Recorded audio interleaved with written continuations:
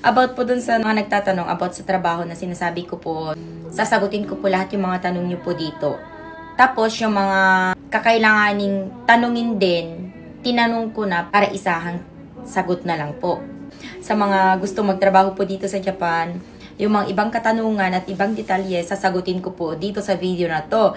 At sa mga kababayan ko din po na gusto magtrabaho dito sa Japan, good news po sa inyo to. Kasi hindi nyo pa na itatanong, tinanong ko na po. Tapos yung agency, yung office niya po dito is Manabijuku Incorporated. Tapos yung agency nila sa Manila, sasabihin ko din po yung address. Meron din po silang agency dyan sa Cebu po. Doon sa Manila po ay Unit 2A, 4K Plaza Building, 677 Show Boulevard, Capitolio, Pasig City. Sa Cebu naman po is Room 207, Sim Building, P. Rodriguez Street, Bogo City, Cebu at HM Tower Corner, W. Johnson Street, IT Park, Cebu. Yan po yung address. Uulitin ko po yung mga trabahador na kakailanganin nila. Sa food service is mga babae lang po yung mga kinakailangan nila na edad mula 20 hanggang 35 po na may sahod na 170,000 yen, more or less 60k.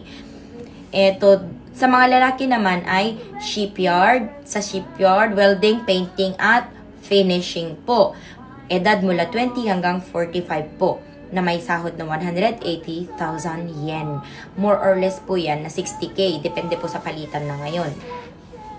At kapag nakapasa na po kayo sa SSW o Specified Skilled Workers or nakompleto nyo ang TITP o Technical Intern Training Program, sasagutin po ng kumpanya ang gastos nyo po. Yan po kasi tinanong ko kung magkano ang gagastusin ng mga mag-a-apply, tinanong ko.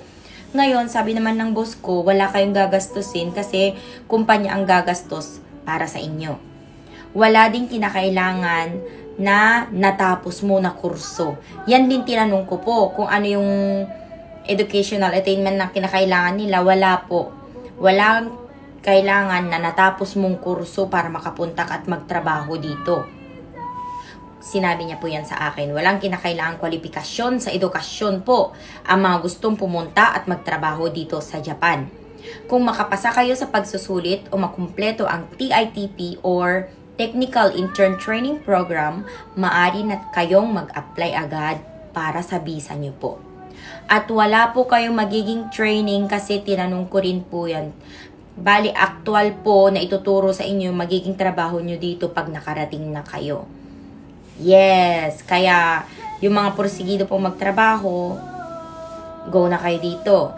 Ang mga taong porsigido at may pangarap sa pamilya, may pangarap sa buhay, walang imposible, diba? God bless everyone. Good luck din po sa mga makakapunta dito. Makikita ko rin kayo. Thank you again.